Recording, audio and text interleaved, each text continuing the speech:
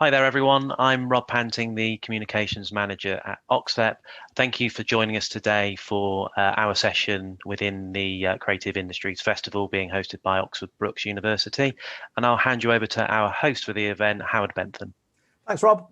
I am Howard Bentham, and welcome to this special event on behalf of OxLEP, the Oxfordshire Local Enterprise Partnership, at the Oxford Brookes University Creative Industries Festival 2021.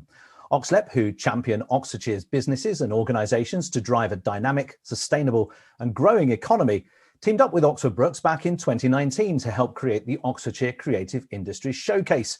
It's truly heartening then that this relationship continues to blossom, and we're all looking forward to what will be a tremendous month-long festival supporting Oxford Brookes' commitment in backing our creative industries and cultural sectors. Pre-COVID, the UK's creative industries sector contributed over £100 billion a year to the economy. Here in Oxfordshire, we're home to almost 4,000 digital and creative businesses alone, a significant and dynamic force within the industry and a crucial part of the local economic landscape. Those of us who work in the creative sector know that we were the first to experience the House of Cards-like effect, with events and performances being cancelled on an unprecedented scale.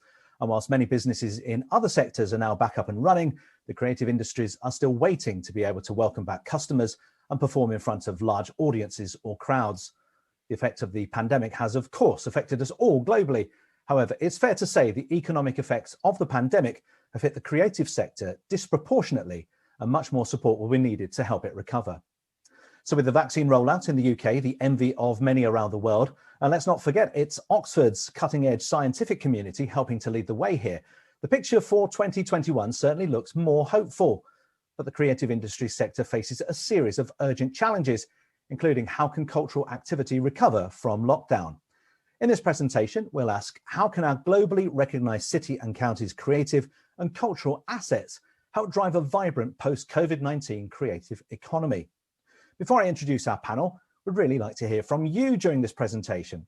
We want to make this event as interactive as possible and invite you to put your questions into the chat facility. We'll have a dedicated Q&A session at the end of the broadcast, and we'll endeavour to answer as many of your questions as possible. If there are issues, of course, that require a little more detail, then rest assured that one of the OxLEP team will be back in touch to follow this up. And if you're watching this as a recording, you can always get in touch via the website oxfordshirelep.com. So let's meet our panel today. We're delighted to have with us John Newbigin, OBE. John is currently Ambassador for the Creative Industries at Mayor of London, a role he's held since 2016. He's also Chairman of Creative England, an organisation dedicated to the growth of the creative industries. He has a fascinating background as an international speaker and writer on creativity, the creative economy and global trends. Previously, he was Director of Corporate Relations at Channel 4 Television, Chairman of Screen England, and a scriptwriter and political advisor for Neil Kinnock and the Labour Party in the late 1980s and early 90s. Delighted to have with us Vanessa Le Francois. Vanessa is Joint Director and CEO at the Oxford Playhouse and started her role at the beginning of the pandemic in June 2020. So a genuine baptism of fire then. She was previously Chief Executive and Artistic Director at the Brewhouse Theatre and Arts Centre in Taunton. Her background is centred in dance, where she was a leading performer, choreographer, mentor and director for many years before taking up a senior management role at the London Contemporary Dance School in 2007. We also got with us Guy Gadney. Guy is the co-founder and CEO of Charisma.ai, an organisation that powers interactive narrative experiences for broadcasters, games companies and immersive media. He's also the founder of To Play For, which combines storytelling and technology to create new forms of interactive entertainment. He's a multi-award-winning digital media leader with over 20 years experience in cutting-edge consumer products. He's also chair of the Board of Trustees at the Old Fire Station, the charity-run culture hub in Oxford. And we've got with us Dr. Victoria McGuinness. Vicky is Head of Cultural Programming and Partnerships in the Humanities Division of Oxford University. She's worked in museums and higher education for the last 15 years, has a PhD in the area of museum and cultural project management. She's undertaken roles in Greece, Spain, and in Portugal on archaeological and museum projects. And before joining the Oxford Research Centre in the Humanities, she was at the Ashmolean Museum as a project manager for 7 years, working on its £61 million redevelopment. She's also a member of the Oxford Castle Committee. So a very warm welcome to all of our panellists. So if I can get each of you to offer a view on this, an overview, if you like, on how COVID-19 has affected your particular corner of the creative industry and cultural sector that you operate in. Vicky, perhaps you'd go first. Thanks, Howard. It's a real pleasure to be here, particularly with this excellent panel who are all coming from different directions. And I think that's really important, and where I'll start off, because my role sits within a university. And in order for us to do the cultural planning, programming, projects that we want to do, and we will do, we have to work in partnership, and we want to work in partnership. At the heart of that is audience. So how it has affected us is very much a knock-on effect to how it's affected our partners. So what's really clear is that this is the first time in the whole history of the world where we all went home. It wasn't some people choosing to be online and others not. The fact is we all went home, and digital suddenly became such a big thing. Now, of course, where we've all been encouraged to do diversity in terms of approaches and what have you, it's really clear that digital suddenly became at the forefront, and it showed very clearly who was in a position to move quickly and who wasn't. So from a university and a research and engagement perspective, it meant that we made a conscious decision to work harder to reach those who weren't in such a great or strong position to do so, and think differently how we worked with our partners in order to make our aims as clear as they could be, and as really mutually beneficial as they could be with our partners. So that's what it was from the university, particularly from our humanities perspective. John, what about in your realm? You're just on mute there, John. The absolute classic, sorry. The impact of the pandemic's been completely asymmetric, hasn't it? Because the digital world has prospered mightily. UK games industry grew by something like 30% last year. And publishing has done well as well. And as you've said, Howard, the kind of live performance sectors have been absolutely hammered. And I mean, I think one of the things that comes out of this pandemic is that for all of us, the importance of culture and identity and some sense of community has been crucial.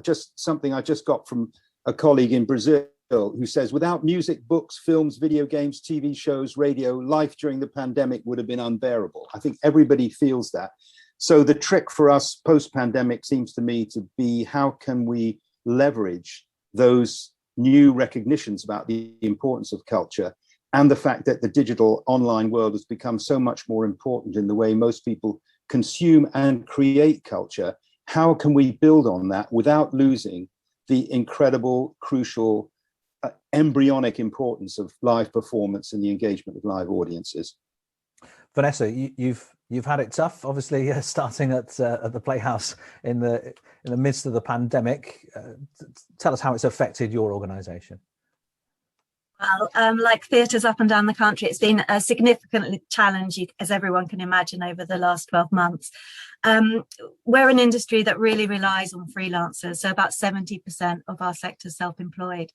And of that 70%, we know we've lost about a quarter over the last 12 months. Last year, something like 55,000 jobs were lost in the performing arts sector over a 6-month period. So it's been really, really, really challenging. And we know that 5 out of 9 of the London theatre venues groups are also financially struggling at the moment. I would say that we're an incredibly resilient sector, though, and this is a time when creatives have got creative up and down the country. We've shown great leadership, entrepreneurialism, and like people have said already across the panel, Vicky's point about working in partnership, that's been absolutely critical, and that's coming together with other people to raise funds for artists, etc., who are struggling in our sector, but also working with new people. So we've been working with people like the National Literacy Trust, we've been working with Age UK, Oxford Association for the Blind, and Young Carers, to really reach out to some of those vulnerable groups in the community who've really been devastated and had severe impact through this pandemic. To work with people in those communities has been really important. And then, of course, the obvious, the digital. We reached an audience of 12,500 recently with an adaptation of The Picture of Dorian Gray. So there's been great work there. We've invested heavily in that area over the last 12 months, and we've continued to engage with communities and participants throughout the period, really. So it's all about being inventive and creative. And we feel we're in a strong position to come out of this now, which is the good news. Great stuff.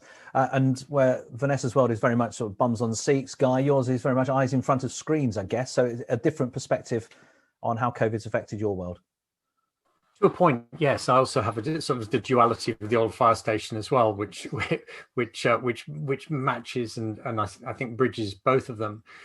I mean, I think from my perspective, from a digital perspective, it is starting with that first.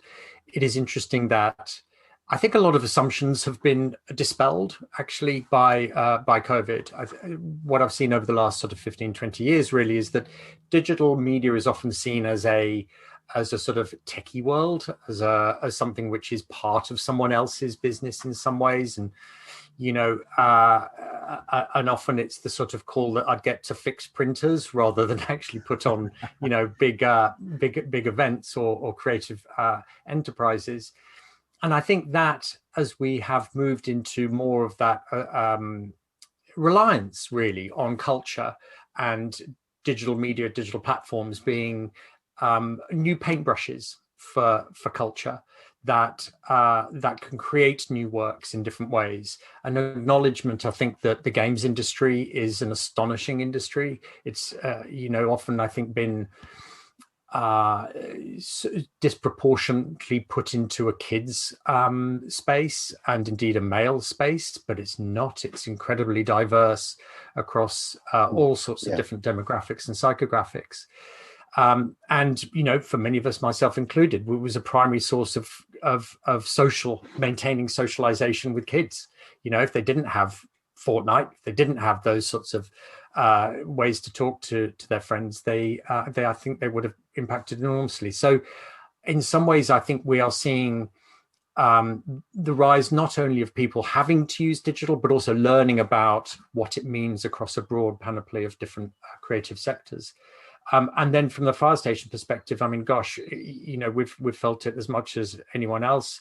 The team there has done a great job pivoting into, you know, getting involved in the Oxford Hub and turning the cafe into a place for food to be produced for the council and for people in need. And I think really amplifying the social impact work that organisation does, which is, you know, 50% of what we do. So I think there's been very much a huge, you know, this enormous, terrible storm that hit us, but also it has asked questions a lot of people of how we can be inventive and how we can invent something new, because this ain't going away for a while. No, I think you're right. Vanessa, you've certainly touched on this already, but really interested to hear from each of the panel and equally some more from you, Vanessa, on some real life examples that have really impressed you on how organizations have coped and come up with new strategies, because as you say, we've had to pivot, we've had to almost reinvent the basic let's sit and watch what's on at the theatre. It sounds crazy, but that's what we've had to do. Vicky, what's impressed you in terms of real life examples? Yeah, thanks. There's been so many, to be honest. I mean, we all saw everything. There was a deluge of everything that went online when we all got locked down. Do you remember? And we thought, gosh, this is wonderful. Then we watched everything and we got fatigue. And then we recognized as well, we were watching art and not paying for it.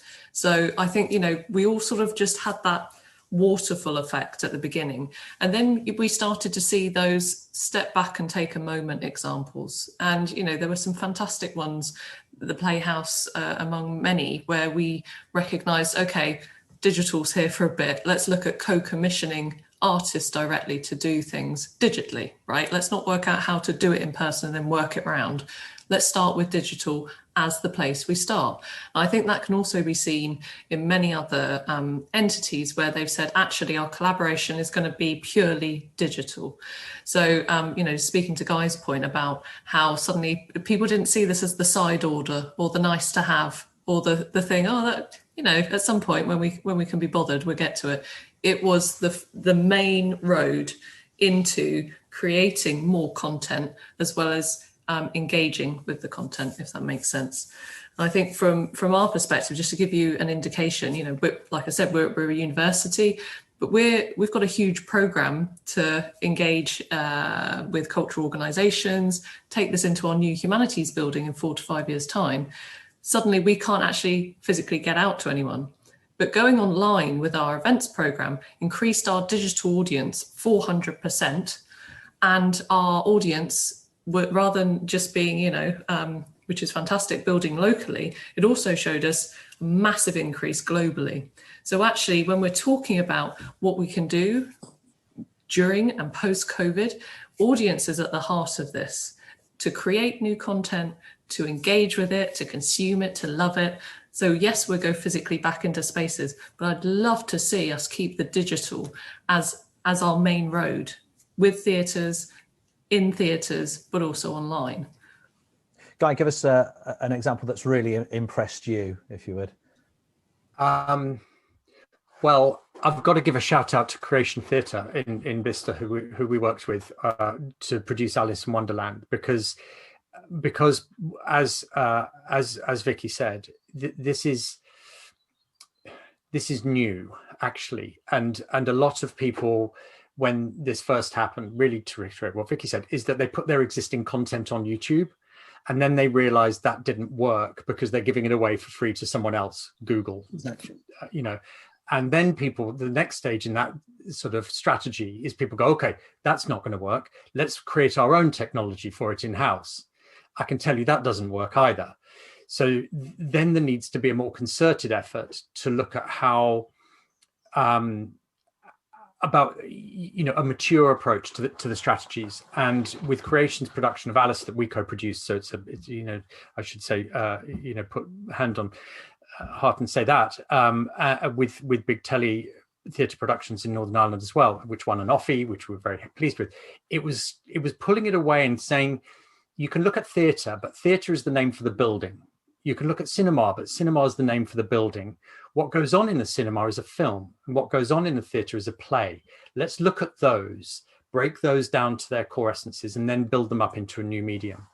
And that is a standard sort of way of looking at it. So I think Alice, to me, was crazy ambitious. I mean, just for anyone who saw it, it was probably the most ambitious production I've been involved in many, many years. And how it came together was a complete miracle. I still don't quite understand it, but I think that to me was is something I would say, and that I'm still in recovery from. Brilliant, John. I know you wanted to make a point, but also an example that really stood out for you.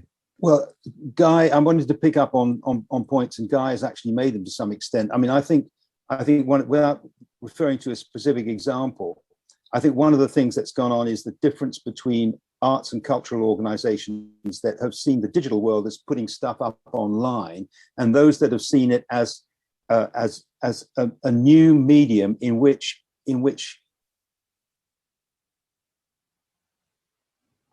it's developing your data, working out how to monetize what you're doing. Those are the really big questions that we all need to be thinking about. Guy's just referred to that, but I think that's something which Oxford and the kind of range and variety of skills, intellectual skills and academic skills in Oxford, thinking about how we develop new models, which, as Guy says, it's not about the cinema being a building, it's what is the core purpose, what's the connection of that kind of creative content to the audience, and how do we monetize it? Because of course the other great asymmetry in all this has been, as Vicky said, you know, Facebook's revenues went up 48% last year.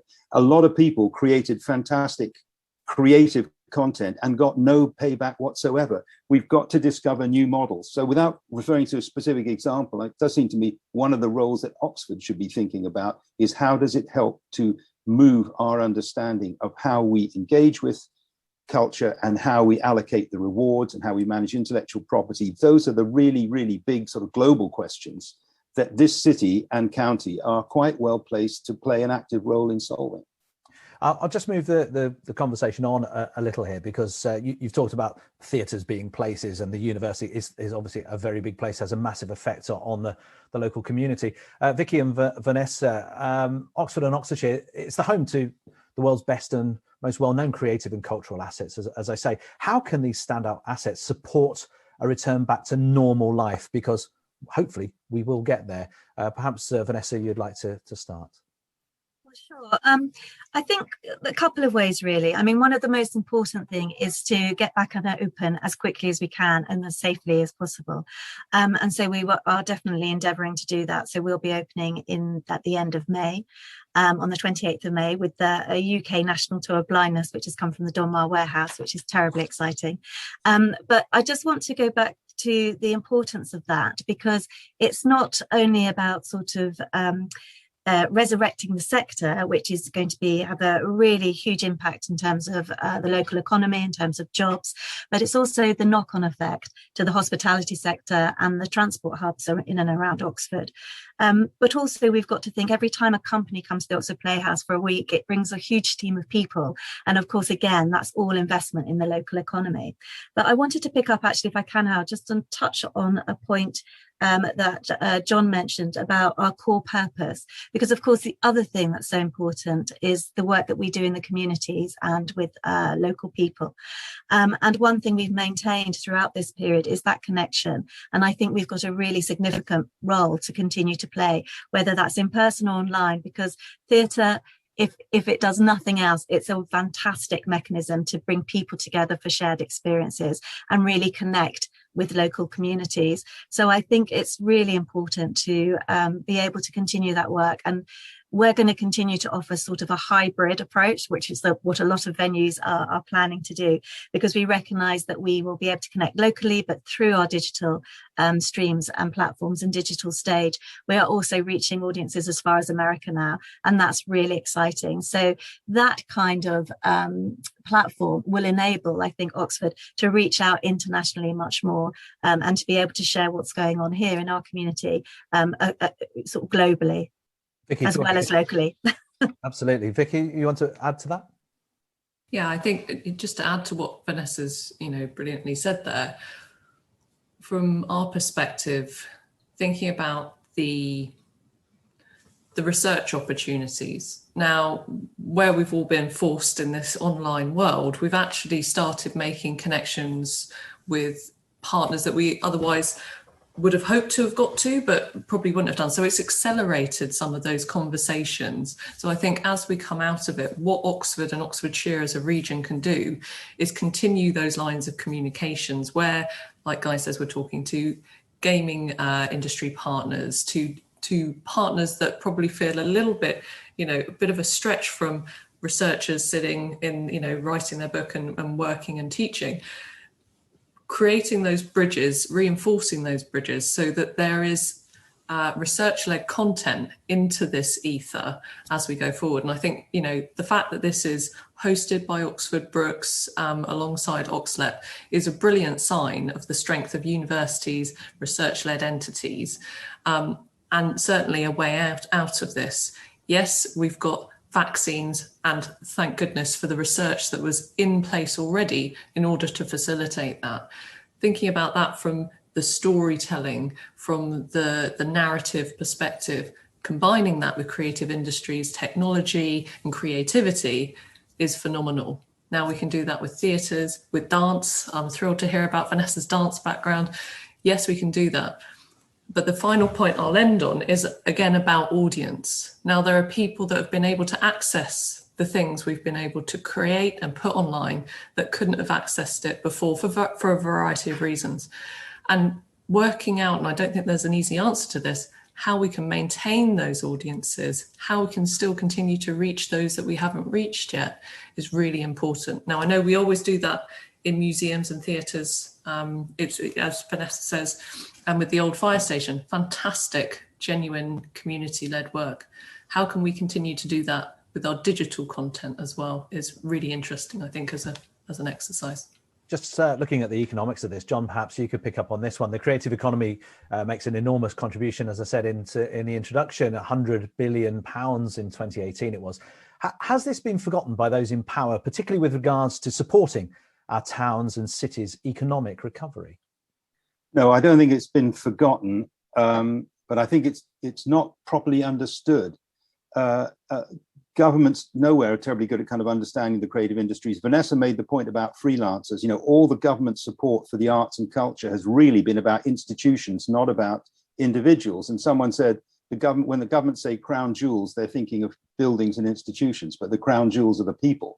And how to, I think the other thing is that government is beginning to work on this now, but the kind of crossovers that Vicky was talking about, the interdisciplinary crossovers.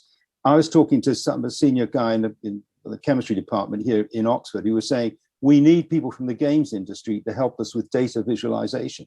I mean, there are all kinds of really obvious crossovers that are not happening. And I have to say, it seems to me as a kind of relative newcomer to Oxford that one of the things that puzzles me is this city's got such a fantastic reputation for life sciences and in Brooks, things like automotive engineering, all kinds of disciplines like that. But this is also the city. I Googled yesterday, did Harry Potter go to Oxford University, just to see what happened. I get back, Oxford is Hogwarts, you know, but it's also Tolkien. I mean, you know, Harry Potter and Tolkien, two of the biggest film franchises in the history of the world, located in this city. And that's before you get to C.S. Lewis. You know, we don't leverage the incredible creative heritage in terms of storytelling that Vicky was referring about in this city, with the kind of scientific life science reputation that it's got. And I think, you know, really understanding what the creative industries is about is working out how to make those spillovers and those crossovers have real impact on the different disciplines, both in the humanities and in the natural sciences. I'll throw this open to the floor, but I will throw it to Vanessa first. But could our government and local authorities have done more to protect this sector and those who work in it? Just bearing in mind, obviously, Vanessa, you've come up from the southwest to Oxfordshire, and you've had a different picture down there, I guess. Yes, well, I mean, we've been very grateful to have benefited from the cultural recovery funds. It's been a game changer for us, not least because it's enabled us to sort of keep going and survive, but also continue to support people across the sector. So this year we're able to quadruple our investment actually in all our community work and participation work. And similarly for freelance artists. So one of the things we're trying to do to sort of redress that balance that John was talking about the disproportionate impact that freelancers have felt, is to commission more work, because we realise over the last 12 months it's been really difficult for artists. So we're heavily investing in new commissions at the moment as well. So we're very grateful for that support.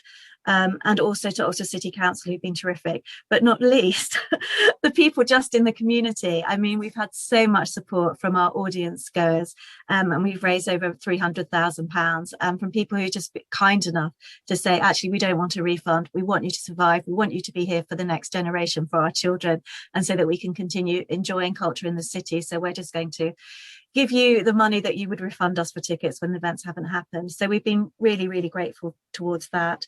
And again, just thinking about the future now, we have a responsibility, I think, when you're given a significant amount of money from the government, you do have a significant responsibility to really help the sector recover. And again, as Vicky has pointed out, that partnership working is all important there.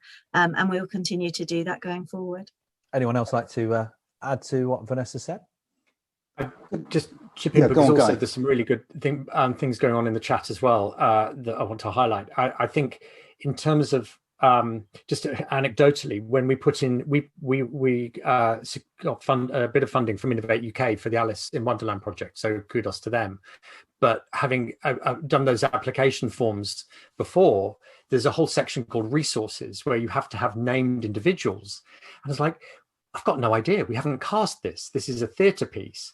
And so I sort of went, oh, bugger it. You know, I'm just going to put in TBC, by everyone's names, put exactly the same day rate and see what happens. And we got it. And I was catching up with them last week and they said, yeah, we saw that.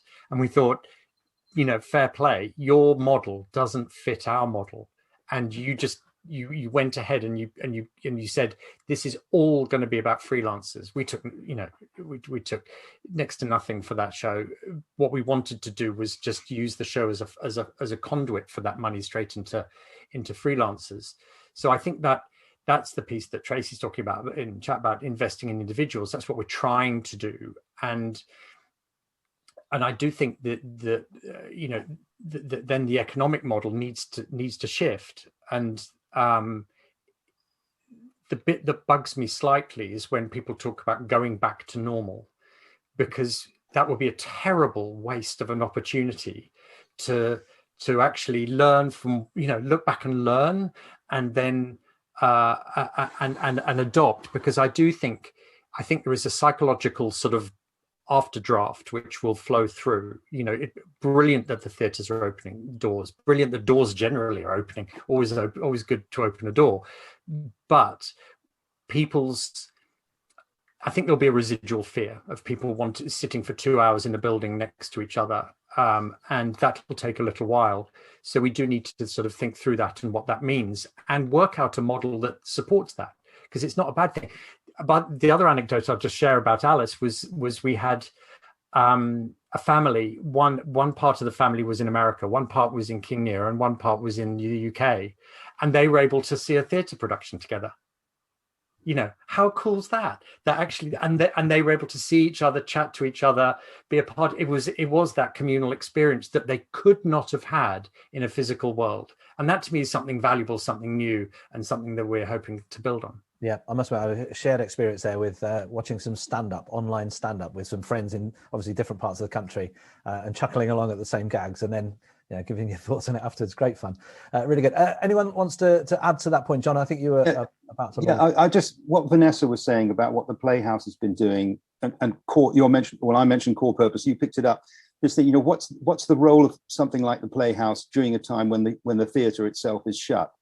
And one thing that we've all recognized is that cultural activity, whether it's consumed, created, informal, all the kind of community support systems that have popped up during COVID, mean that there's a kind of recognition that there are other ways of assessing well-being other than just kind of increases in retail. And I think trying to build on that, it's Guy's point of not going back to the old normal. How do we try and incorporate that in the way a local government works? And there are, Arts Council came up with this idea of joint cultural needs assessment, which is in some places is trying to integrate the way the arts and health and education all work together in a particular community. A lot of that goes on in Oxford and in towns around the county anyway. But I think thinking about that in a much more systematic way, what's the role of the arts in creating a whole sense of community identity and well-being that has been so important during the pandemic and has required arts organizations to do things that they haven't normally done. Guy and Vanessa both picked up on that. How do we build on that rather than say, well, that was a great experience, now we get back to normal? Vicky, you're just going to add a point, I believe. Just a brief point. And I don't know if there's different layers to this, but again, going back to the thought about audience and who we're reaching and how we're not. Now, of course, thinking about freelancers too as part of that, and the concern that many of us have, in fact, I'm sure all of us in some way or another, is about those that do not have resources in order to, ride the storm. Are they going to be left there afterwards? And will we have a less diverse pool of people, creative people to work with? That also speaks to our audience as well. Those audience that are really struggling with many aspects of dealing of the impacts of COVID, ensuring that they recognise that they are still part of this conversation. How do we make that happen? And again, there's no easy answer to that, but it's a fundamental thing for us to continue to think about in terms of audiences, both digitally and in person. Those that we're not able to reach so easily, we need to make extra effort for. And we've got to think about that in finances as well. Now, that might be at a local council or government level. I think there's been huge and brilliant support that we've seen so far. What is clear is we're not out the woods yet, and we've got to keep that eye on who are we not seeing and why are we not seeing them. So yeah, I think share excellent points. And can I just say to our audience, thank you very much for the questions that you're posting in the chat panel. We'll get these questions in our Q&A session at the end of the broadcast. And we'll endeavour to answer as many of them as we can, but I can just see from the number that we might struggle to. We will do our best, though. If there are any issues that require a little more detail, then one of the OxLEP team will be back in touch to follow it up.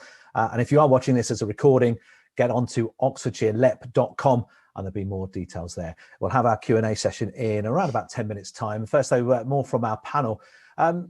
Talking about the vaccine rollout, Guy, it's obviously crucial in building public confidence in supporting the creative sectors and for people visiting public venues. What role can artificial intelligence play in building this confidence with your specialist knowledge in this area? Ooh, gosh, that's drawing two things together. So I think, I mean, let me give the very quick broad piece on artificial intelligence, which is that it is a very broad term, and it's as broad a term as talking about technology or digital. It applies to anything from, the software to manufacture a car, through to robots, through to research into vaccines, through to what we do, which is use it for very much more creative purposes. So it is a very broad term, and I think in this space it is all. And by the way, the other thing is it's already here. So it's just because it's quite a sort of technical framework. It's yet to be fully, I think, understood in the mainstream. So almost if I tackle the question slightly differently, which is, what is the social impact of AI going to be? Vaccine is research is part of it, but actually there is a massive social impact question mark over AI generally, and there are a lot of biases in it.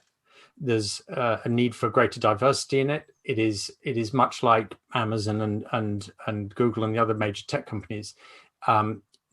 It needs to have very diverse voices part of it, and the reason for that, for example, might be an algorithm in LinkedIn or some Facebook type company, which is very biased towards the person by the person who wrote that code in the first place.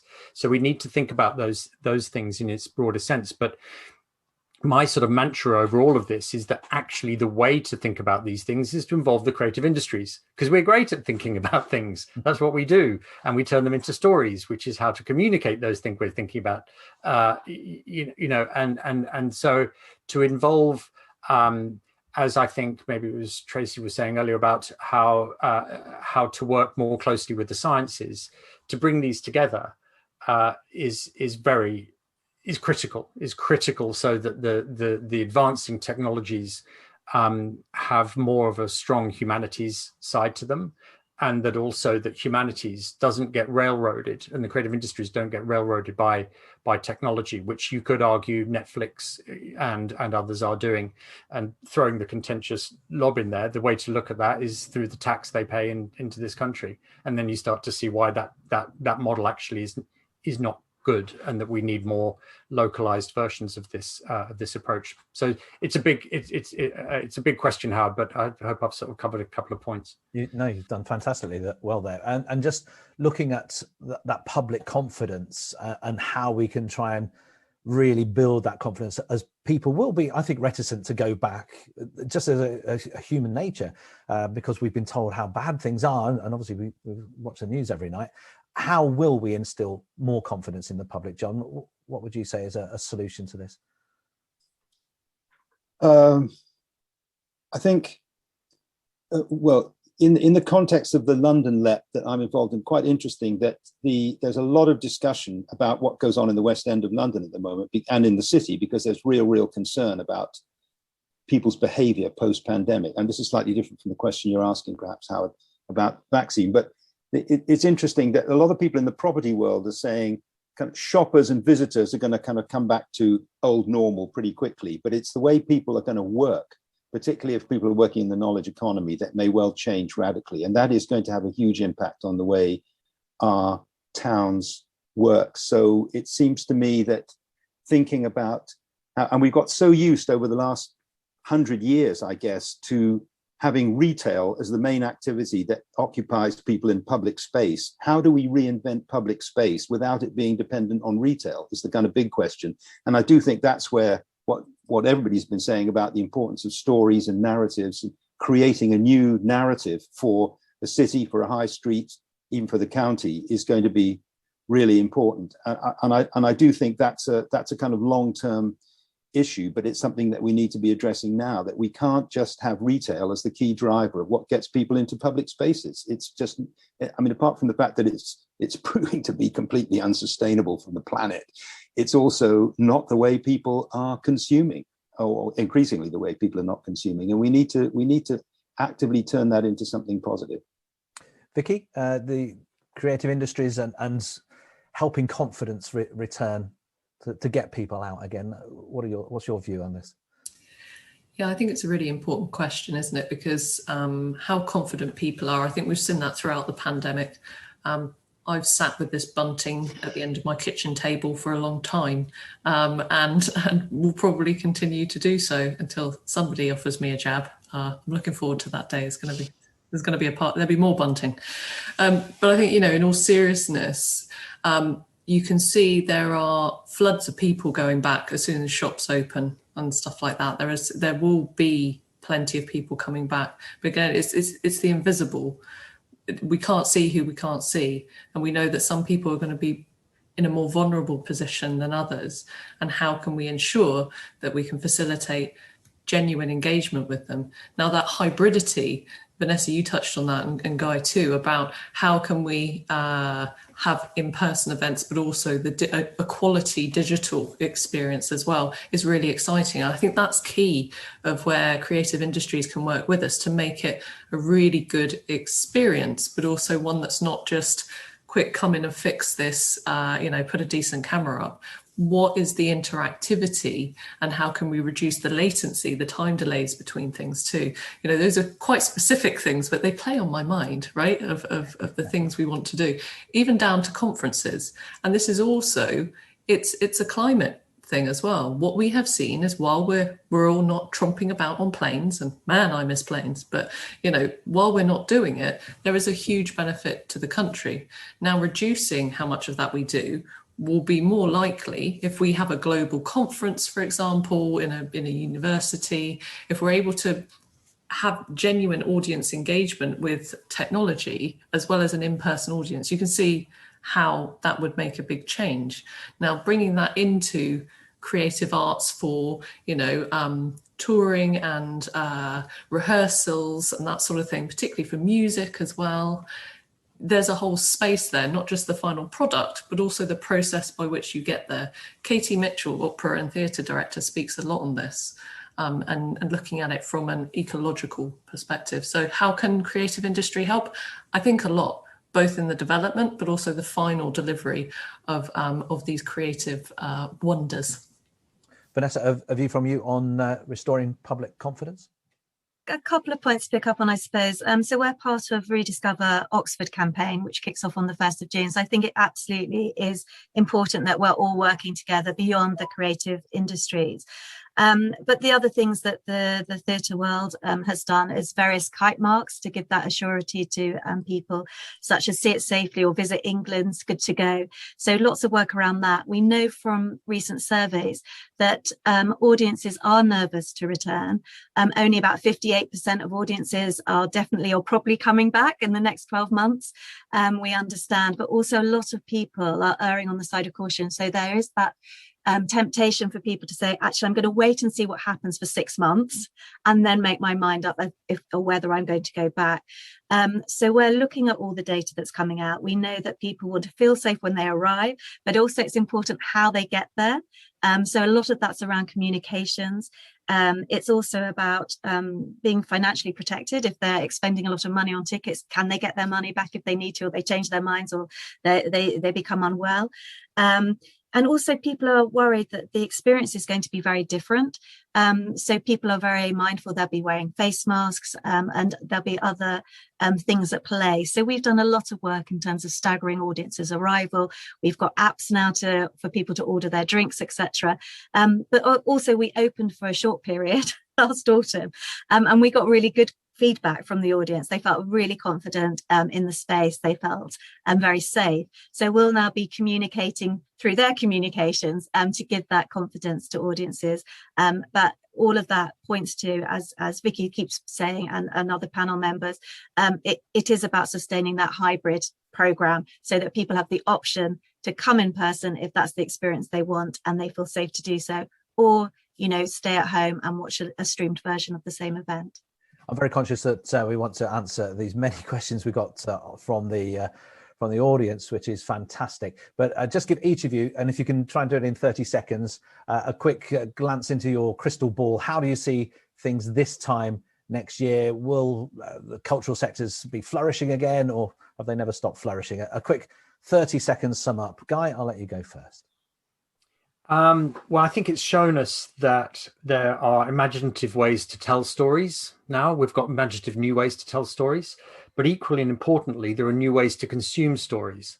And that is people at home, whether you want to go into the theatre. These are different options. People who are overseas, consuming them interactively or immersively in all these different ways. And I think that's sort of key, that we've opened our eyes to different ways to be creative, and I hope that continues. I think it's a great energy to be moving into next year with. Vicky? Yeah, I think Guy puts it perfectly. I think this time next year, I hope we've got a quality digital opportunity to engage with audiences with our programming, but also that we're able to do in-person events and safely, because that is what is needed. It's what you can't replace in person. It's a different experience, but we want to make sure that we've got strength continuing in what we've learned, and both learn how to do and how not to do it in the digital sphere. Vanessa? Vanessa, do you want to add? Sorry, yes, I was struggling to unmute there. Well, I think there's no going back. I think we can only look forward, and we're going to continue to evolve for sure. I think what I'm interested in seeing going forward is a more dynamic digital interaction, and that will be interesting to explore as we move forward.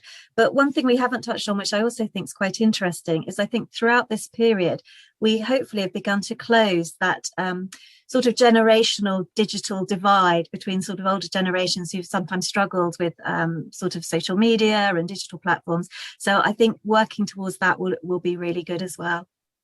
John, a final word from you. Well, I think in a way it's all been said. I think Vanessa's touched on it. I think in terms of live experience, it's going to take some time for people to get back to having the confidence to take part in live events in the way they've been.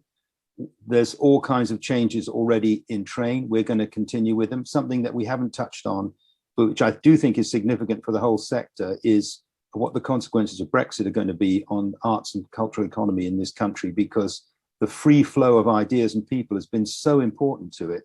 I'm not saying that it's going to stop, but I'm saying we haven't quite worked out how to sustain that in the way that it was before. And that's going to, how we deal with that will play out quite significantly over the next 12 months. Yeah, if we'd have brought Brexit into the conversation, it took 3 years to get to the conclusion. Absolutely. No, you're right.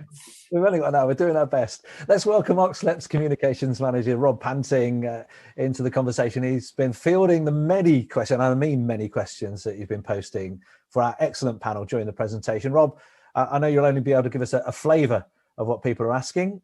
Take it away. Thanks, Howard, and thanks everyone. It's been a really excellent discussion. Lots of topics and lots of areas to cover.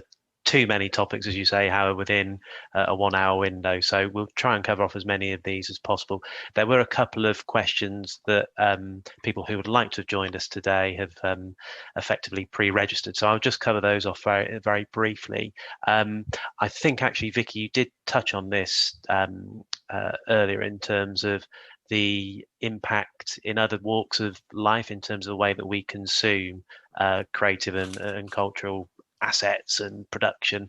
The question was around kind of change in the way we consume our culture and creativity have an impact in other walks of life, and they've specifically highlighted the environment.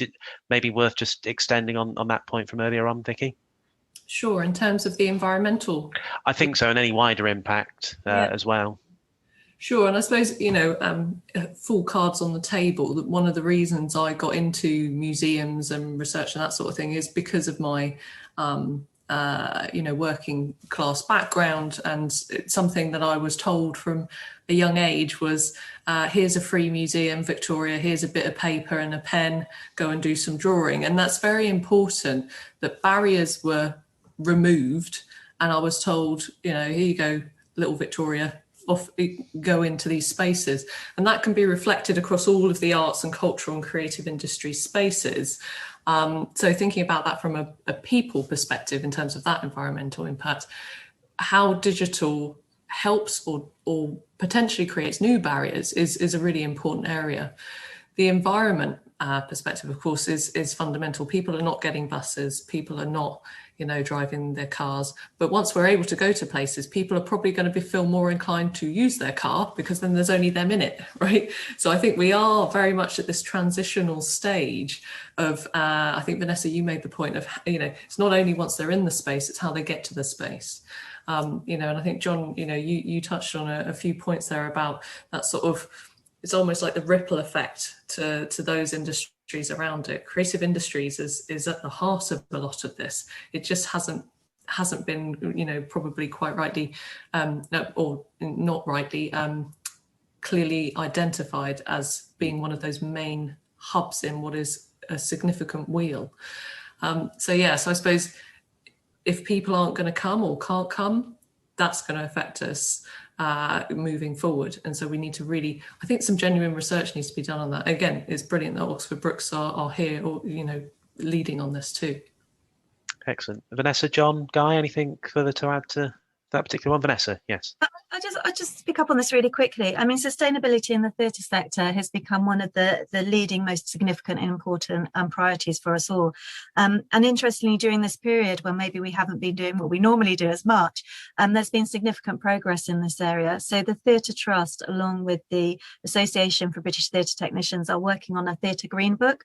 There's 3 phases to it. The first is about sustainable production, the second around sustainable buildings, and the third around sustainable operations. And we're actually working with them to be a case study at the Oxford Playhouse and beta testing the sustainability model with an amazing outdoor production this summer, which is called Me and My Bee, just about saving the environment one bee at a time, going into outdoor spaces and trying to tour productions in a very sustainable way.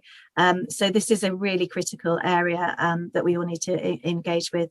We need to make a difference here, and theatre can lead the way on that, I think. Excellent. Thanks, Vanessa. John, would you like to go? Vicky made the point about research, and I think in the creative industries, people have got rather complacent about the fact that it's not very energy intensive, but it is, and the impact is enormous. I mean, downloading a track on Spotify is at least causing as much environmental impact as old vinyl records, because we forget that the cloud consumes vast quantities of energy and so on. And I think the arts have been very forward thinking about its environmental impact, and we're getting on now to thinking much more coherently about supply chains and what the whole experience is of everything from a festival to an artistic production to the way the fashion industry works. And that's all good. And the fact that the arts and the creative industries are in the lead in thinking about those is good. There's still a hell of a long way to go, but I do think that that's a very important area where the sector can show some leadership to other parts of the economy. Excellent. Thanks, John. And just picking up on Vanessa's point, I suppose we need some good old British weather summertime to support outdoor events too. I think that's a really important one that we would all embrace. Just coming on to a couple of further questions as well. Guy, if I can hand this one over to you. I think, again, you touched on this earlier in terms of how perhaps businesses, and I know that you're founder of your own business, in terms of how we can perhaps future-proof ourselves in the future should a similar episode like COVID happens again in the future. How do you think businesses can, particularly in this sector, adapt the way that they go about responding to COVID? And I think probably from your business's perspective, the willingness to approach things digitally in particular is key. Yeah, I mean, I think we've had we've had a dry run, and then we've had another lockdown. You know, we've done this a couple of times now, so I think we know the routine of roughly what happens when a country goes into lockdown, and I think it would be remiss if we didn't think that wasn't going to happen again. God, I hope it doesn't, but I think we need to be mindful of this. And my sense, interestingly, is that it is not just about viruses. It's sort of, we need to learn that places around the world which are going to have to cope with the climate crisis, with devastating weather conditions, and I will probably feel that here at some point, need to work out how to properly engage on a massive scale with these massive issues. And if there's one thing I would say, rather than the minor pieces about working from home and how to organize that and one's families and one's life and mental health and well-being and finances around the whole thing, which is non-trivial and there's a list there, actually there's a bigger piece that we need to think about, which is a sort of responsibility to think on a global scale. And I totally buy into that method, that this COVID is not the UK's problem. It's a global problem. We cannot address it just as a country. And if we start as a sort of collective to start to work out how to address these things without getting partisan about it, that to me is the big one. That's how we need to think about it. And it's a different way of thinking. And we've been forced to think about it for a while. And now it's our responsibility to hold that train of thought for a little bit longer. Yeah, and I certainly think, as we all know, the sector is one that spans the globe. It's not just a sector that the UK leads in. It really does span all continents of the world. John, did you want to come in there at all? No, I mean, I agree absolutely with what Guy said and what you've just said. I mean, this is global, and I think that's why this thing of looking at supply chains is really important, because we're feeling rather pleased with ourselves because we're offshoring an awful lot of our waste. I mean, that and the costs of production. And we've got to look at these things globally. As Guy says, if COVID has done one thing, it has reminded us of the fact that it is one planet and we've got to sort these things out absolutely together. And I think, the creative industries has been lax or has been complacent about its environmental impact. And that's now changing, and that's good, but it's got to be seen in a global context. I absolutely agree. Excellent. And then just one final question to finish off. Sorry, I'm very aware that there are 4 or 5 other questions that we've not managed to get to, but we'll look to follow them up post-event too. So thank you for your patience, everyone. It leads in actually to another session that we're running later on in the month around diversity in the sector. Yeah. And the question was, what needs to be done to increase the diversity of creative producers? And I guess in line with this particular discussion, audiences in Oxford and Oxfordshire specifically, how can we broaden that engagement with more diverse communities? Very happy to throw that open to the entire panel if anyone would like to comment on that. Well, can I jump in? Policy and Evidence Committee published a report literally a couple of weeks ago about the screen industries. 61% of producers and directors come from what they call privileged backgrounds, i.e. they have at least one parent who's professional. 25% of the entire screen industry workforce is from lower socioeconomic backgrounds. I mean, it is becoming a much more exclusive area. And it does seem to me that's a huge issue across every aspect of the arts. And it does go back to the education system. If we're not valuing creative education from a very early stage, which doesn't mean that we're talking about kind of training artists and filmmakers. It's that great art demands great audiences, and if we're going to have a vibrant cultural life in this country, it's incumbent on us to make sure that every child has an opportunity to express their own creativity and experience and critique the creativity of others. A kind of grand statement, and there's a lot of fabulous stuff going on, but my God, we have a long way still to go about recognizing how important these dimensions of our lives are. And if anything, all the focus on emotional well-being and mental health strains and stresses in the last year ought to help us focus on the fact that this sector is not just about the economy, it is about the quality of our lives as individual human beings. And again, I do think Oxford with all its kind of academic and intellectual resources, has got an important part to play in communicating that story. Thanks, John. Would anyone else like to? I'd just like to, just a tiny one, which is I'd like to give a real sort of plug for the, there's an event as part of this about what is a creative and diverse county, which is on Monday, May the 17th. So please register for that and have a look. It's the midday to 1 o'clock, where I think hopefully people will be diving into it a bit more, but it's such a critical piece, and it just needs to be embedded in everything we do. We certainly didn't tee that up, Guy. That is an OxLEP event. We weren't planting you in this panel to say that. Vanessa, sorry, please. No, that's fine. I mean, I absolutely concur with everything John says. I mean, for people on this call who don't know, there is an Oxford Anti-Racism Alliance at the moment, which launched its manifesto last month, and it's all centred around the sort of creative industries in Oxford, and about tackling systemic and institutional racism, and it's on the same level as sustainability for me. I mean, this is such a critical factor for our sector. I think that it needs to be tackled, as John quite rightly says, from a very early stage in schools in terms of education. But what we've found in the theatre sector is it's increasingly hard to find work, diverse work made and created by diverse lead artists. We would call them lead artists. And it's incumbent on us to grow our own and invest really heavily in artists to ensure that everything that we produce on our stages and the audiences we attract really reflect the communities that we serve. And it's right up there with sustainability. And I think this period of over the last 12 months has really shone the light on the inequality. And it's something that we are tackling very actively within our sector at the moment.